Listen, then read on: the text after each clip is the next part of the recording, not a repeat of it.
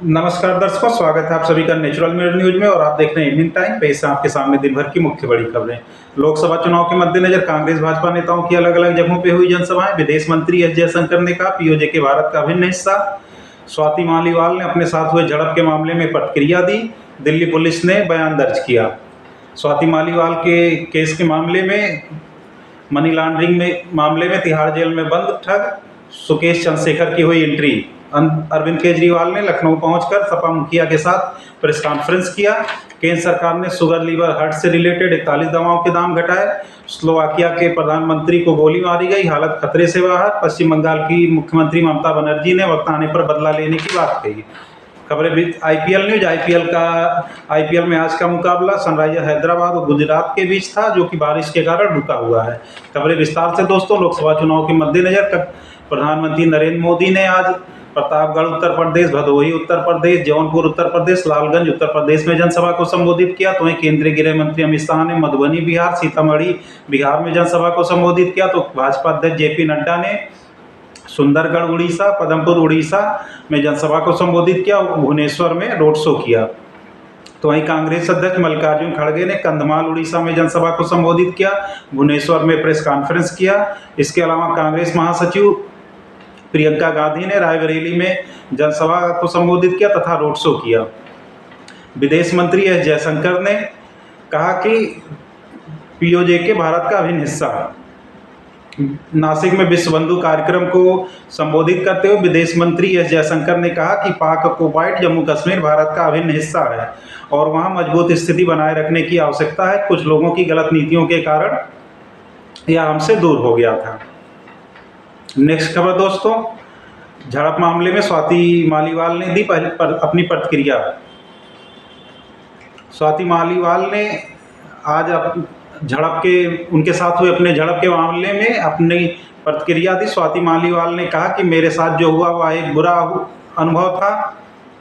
जिन लोगों ने मेरे लिए प्रार्थना किया, मेरे साथ रहे, उनका बहुत बहुत धन्यवाद। और जिन लोगों ने मेरा चरित्र हनन करके दूसरे पार्टियों के इशारे पर मुझे यह काम करने का ब्लेम लगाया, भगवान उनको भी खुश रखे। इसके अलावा उन्होंने बीजेपी नेताओं से इस पर राजनीति न करने की बात कही। तो वहीं दूसरी तरफ दिल्ली पुलिस की एक टीम आज स्वाति मालीवाल के आवास पर पहुंची और उनका बयान दर्ज किया, जिसमें additional commissioner, additional deputy commissioner rank के अधिकारी शामिल रहे। तो वहीं भाजपा ने इस मामले में अरविंद केजरीवाल को घेरते हुए कहा कि अरविंद केजरीवाल को कोई मलाल नहीं है। उनकी पार्टी के सांसद के साथ दुर्व्यवहार हुआ व उनके आवास में हुआ, फिर भी उनको इस मामले में कोई मलाल नहीं है। और इस मामले को संज्ञान में लेते हुए राष्ट्रीय महिला आयोग ने अरविंद केजरीवाल के पीएस विभव कुमार को कल तलब किया है। नेक्स्ट खबर दोस्तों। स्वाति मालीवाल केस में तिहाड़ जेल में मनी लॉन्ड्रिंग में बंद सुकेश चंद्रशेखर की हुई एंट्री हुई। मनी लॉन्ड्रिंग मामले में तिहाड़ जेल में बंद सुकेश चंद्रशेखर ने चिट्ठी लिखकर कहा कि अरविंद केजरीवाल ने स्वाति मालीवाल को विभव कुमार से पिटवाया है। नेक्स्ट खबर दोस्तों। आम आदमी पार्टी के संयोजक और दिल्ली के मुख्यमंत्री अरविंद केजरीवाल लखनऊ पहुंचे। सपा मुखिया अखिलेश यादव के साथ प्रेस कॉन्फ्रेंस किया। आज दिल्ली के मुख्यमंत्री और आम आदमी पार्टी के संयोजक अरविंद केजरीवाल लखनऊ पहुंचे और उन्होंने सपा सुप्रीमो अखिलेश यादव के साथ प्रेस कॉन्फ्रेंस किया। प्रेस कॉन्फ्रेंस में उन्होंने बीजेपी को लेकर 4 बातें गिनाई। उन्होंने कहा कि इस चुनाव में प्रधानमंत्री मोदी जी अपने लिए नहीं बल्कि अमित शाह जी को प्रधानमंत्री बनाने के लिए वोट मांग रहे हैं। इसके अलावा अरविंद केजरीवाल ने कहा कि अगर ये लोग सत्ता में आए तो 2-3 महीने में सीएम योगी आदित्यनाथ को पद से हटा देंगे। इसके अलावा केजरीवाल ने कहा कि अगर ये जीते तो SC, ST और OBC आरक्षण को संविधान में बदलाव करके खत्म कर देंगे। इसके अलावा अरविंद केजरीवाल ने कहा कि आंकड़ों के हिसाब से 4 जून को इंडिया गठबंधन की सत्ता आ रही है और बीजेपी की सत्ता जा रही है। नेक्स्ट खबर दोस्तों।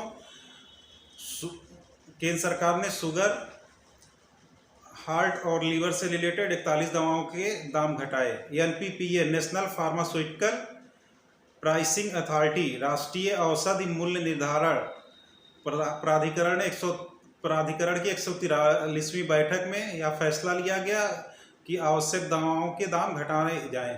उसके बाद जो है केंद्र सरकार द्वारा शुगर, लीवर और हार्ट से रिलेटेड 41 दवाओं के दाम घटा दिए गए।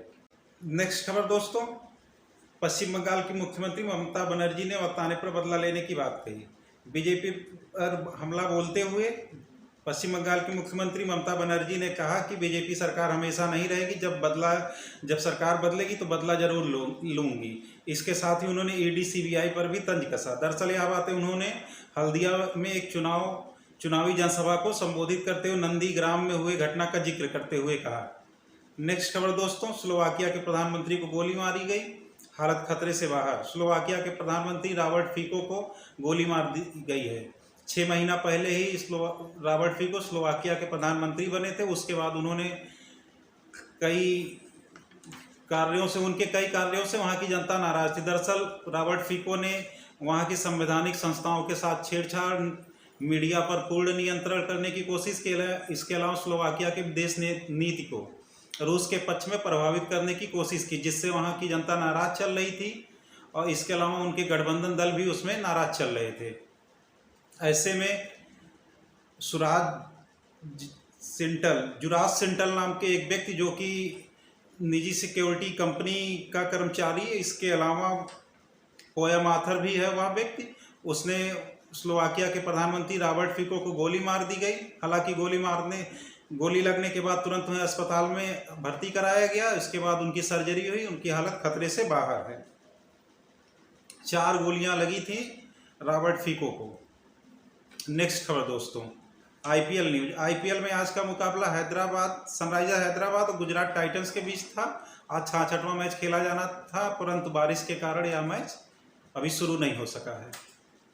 बहुत बहुत धन्यवाद दोस्तों। आशा करता हूँ आपको मेरी खबरें अच्छी लगी होंगी। अधिक से अधिक मेरे चैनल को सब्सक्राइब करें तथा अपने सुझाव मुझे कमेंट बॉक्स में भेजते रहें। गुड नाइट दोस्तों।